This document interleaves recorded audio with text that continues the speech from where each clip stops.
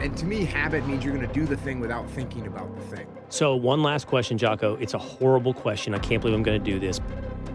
At 4:30, when that alarm goes off, and I follow you, and I've seen you for years doing this. What is it you do right away? 4:30, it's the gym. Yeah, just, brush the teeth and then go down, hit the gym. Always do something physical, some kind of physical exercise in the morning. I have to do that. Otherwise, the whole day falls How apart. much do you sleep? I try and go to bed around 10 o'clock, but sometimes I stay up until 10:30, 11. So somewhere, what's that, around 6 hours or so, it's pretty good for me. It's pretty normal for me. Are you just one of And these guys, kind of like you've never needed sleep, like Donald Trump?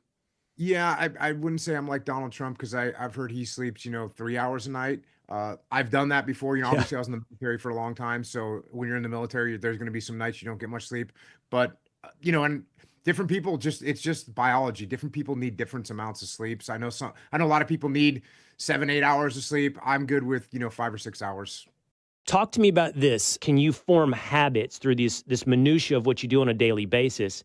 And I don't know what the time frame it is required to create a habit. I've heard people say different time frames. But habit is very powerful. Yeah. And to me, habit means you're going to do the thing without thinking about the thing. And where we run into our biggest problems is when we let our brain get involved in the decision-making progress or process. If we're going to work out, if you put a donut in front of me and I just turn off my brain, my lizard brain says, yeah, eat that thing, eat that donut. But Mm-hmm. I have to Mm-hmm. engage my brain and make sure that I'm doing the right things for the right reasons. And the other side of that coin is like when it comes to doing physical activity, you can find a way to talk yourself out of that by debating with yourself and making excuses. Whereas if it's just a habit, it's just what you're going to do. You're going to get up and do the thing, go make it happen. So yeah, I think it is beneficial. So habit, like you said, is the lizard brain.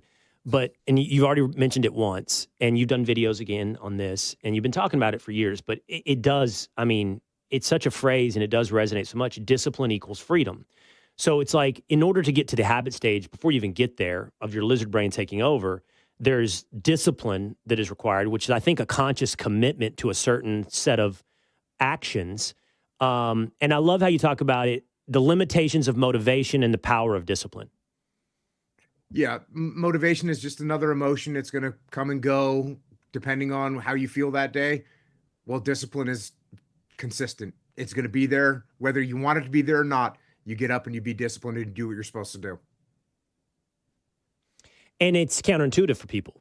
Discipline equals freedom. And it's counterintuitive, but the minute you hear it, you're like, yeah, I get that. And you can feel it. If anyone who's ever, even if it's just moments and windows in your life where you've been dedicated to a purpose and you've been disciplined about pursuing it, you know how you felt during that time, right? Yeah, I think when people hear that phrase, the instant reaction is, "Oh, that doesn't make any sense." But as soon as they think about it for a minute, they say, "Oh yeah, I remember how when I was in high school and I was very disciplined about preparing for tests, I got better grades on the tests, and therefore I had more freedom, to do what I wanted because my parents got off my back." And same thing with physical. If you have physical discipline to go and work out like you're supposed to, you have more freedom to, run down the street if you got to chase your dog. Discipline will give you freedom in all aspects of your life. And I think it sounds counterintuitive, but as soon as people really consider what it means, it makes sense. And that's why they can latch onto it. Well, I think there's something else. And it may be in tension with another one of your lessons, which is relaxation is not a reward. But look, if I'm not disciplined, Jocko, and I'm not doing the things that I know deep down that I need to be doing, then my free time is burdened by guilt. And it's never truly enjoyed. I'm thinking, oh man, I should have, I would have, I gotta. And I just feel it. And I would suggest maybe if somebody's watching or listening at home and they're like, I don't feel that way, Will, when I'm chilling. Do you not? Like, are you fully present and enjoying it? Where when I'm disciplined and purpose-driven and getting stuff done, when I do choose to turn off or relax, even though it's not supposed to be my reward, I can be fully present in that moment of relaxation.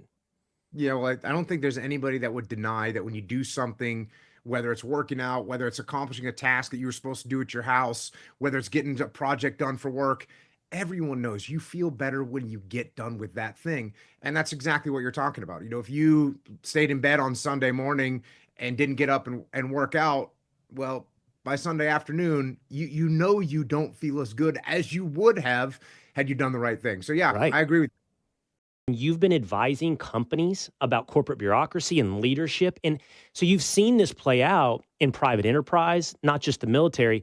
So this humility, and by the way, that's one of your lessons. Discipline is freedom. Stay humble.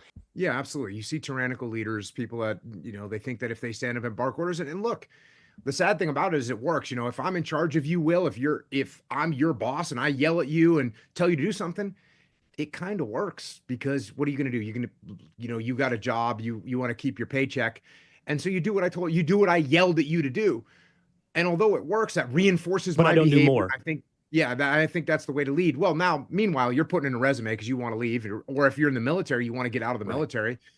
And yet, if you have a person that's a humble leader that says, "Hey, Will, we got this project. How do you think we should execute this thing?" And all of a sudden, you go, "Hey, Jocko, here's what I think." And by the way, Will's been down there on the front lines interacting with the people we've got to interact with. I'm up here in the ivory tower. You're going to know better. Right. You're going to have a better answer. Well, what I love about that conversation we just had is actually inadvertently touched on like one of your three big principles you focus on, which is humility. Because you did it there. You talked about that's not the same thing as lacking confidence, but it is sort of separating your ego from even your humility and your confidence. Like that's a separate thing. Your ego, set that thing aside. And then confidence and humility are more action oriented as opposed to identity oriented. Yeah, and look, we've done terrible things as a country because of ego. We've followed, pursued actions that we've clearly look around and go, "Hey, this doesn't seem like it's working out too well. Maybe we should stop." But you know what? This was my plan. We're going to keep doing it. And instead Mm-hmm. of someone saying, "Hey, you know what? This isn't going really. This is the second and third order effects don't really look as good as I thought they were going to look. Maybe we should stop what we're doing." And I mean, even look at the Vietnam War. You read reports now that LBJ and McNamara, they thought they figured that we could not really achieve victory in Vietnam about halfway through that war. And they kept fighting, and we lost another 25,000 Americans in a feudal war that they admitted that they didn't think we could win. So what is that? Mm. That's pure ego. I think of all the things that you've talked about, your three kind of big tenets, which is stay humble, discipline equals freedom. I actually think the hardest one, maybe not to acknowledge for human beings, but to actually execute for human beings. And that's saying something because I think discipline is really hard for people to execute, but extreme ownership is even harder.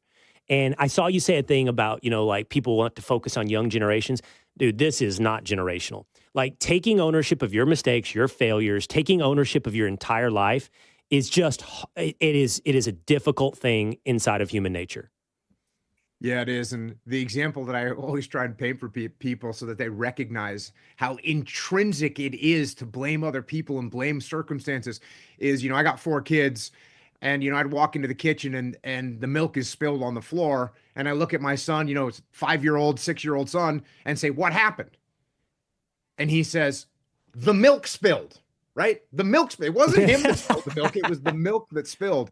And that's an Passive instinct voice. that's an instinct that we have. And it is so hard to overcome that instinct. It's very difficult to look at your team, look at your family and say, "Hey, look, I made a mistake here. This is what I'm gonna do to fix it. This is on me." And when you start taking ownership, it actually gives you it actually it actually gives you the power to make changes and prevent things from happening again. Hmm. So yeah, as opposed to, "Hey, this isn't my fault. This is Will's fault. The reason we failed on this mission was because Will didn't do his job." Well, that means it's not out of my hands. I can't control it anymore. Instead of saying, "Hey, look, here's the mistakes that I made. I didn't give Will the clear guidance that he needed. I didn't give him the support that he needed. That's why we failed. Next time, I'm going to make sure I give him clear guidance. Next time, I'm going to make sure I give him the support that he needs so that way we won't fail again." Okay, well, now I can What's the actually do extreme part? that. Well, the What's the extreme is that, extreme part, Jocko? yeah, the extreme is that you try and do that with every single aspect of your life and your job and your mission. Now, there's a caveat. The caveat is, look, horrible things can happen to people that they have no control over. Your kid can get cancer. You can get T-boned on a road by a drunk driver. You're doing everything perfectly right. There are going to be things that happen in your life that you have no control over. And I get asked, how do you take ownership of those things? And the answer is quite frankly, it's you take ownership of how you respond. How are you going to respond to that terrible thing that unfolded? Your kid got sick. Okay, how are you going to respond to that? What are you going to do? How are you going to move forward? How are you going to support them? Oh, you got in a car accident. Okay, how are you going to recover? What are you going to do? Where are you going to move from here?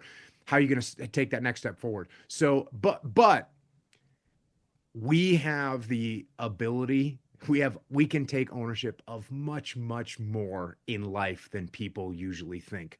And it goes back to that instinct of pointing your finger at someone else. It's so much easier just to point your finger at someone else and say, "Oh, it wasn't me. It was Will's fault. It was Will's fault, not mine." And as soon as I do that, I feel good for, a split second. My ego gets the relief of not having to take the blame for anything. But as soon as I say that, I just became a victim and I lose control. So taking extreme ownership of your life in every aspect that you possibly can is going to give you a better life in all aspects.